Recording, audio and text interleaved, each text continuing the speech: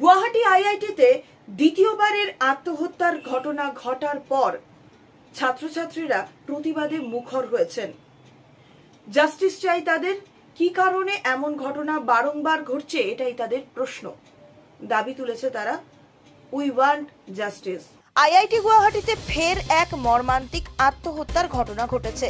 ব্রহ্মপুত্র হোস্টেলে কম্পিউটার সায়েন্সের ছাত্র ভীমলেশ কুমার আত্মহত্যা করেছেন। ভীমলেশের বাড়ি উত্তরপ্রদেশে। তার সহপাঠী ও হোস্টেলের সঙ্গীরা এই ঘটনায় গভীর শোক প্রকাশ করেছে।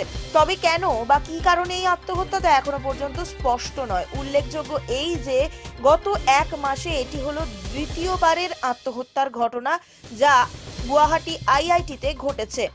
বারবার এই ধরনের ঘটনা ঘটায় শিক্ষার্থীদের মধ্যে চাপা ক্ষোভ এবং উদ্বেগের সৃষ্টি হয়েছে।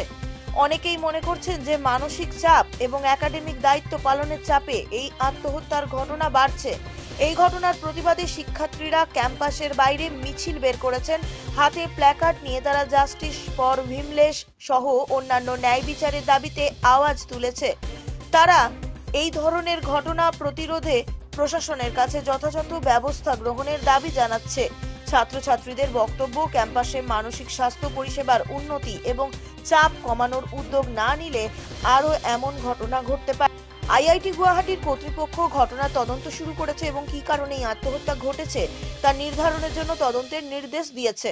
যে কোনো খবরের জন্য যোগাযোগ করুন 7099017330 এবং 7099017110 নম্বরে।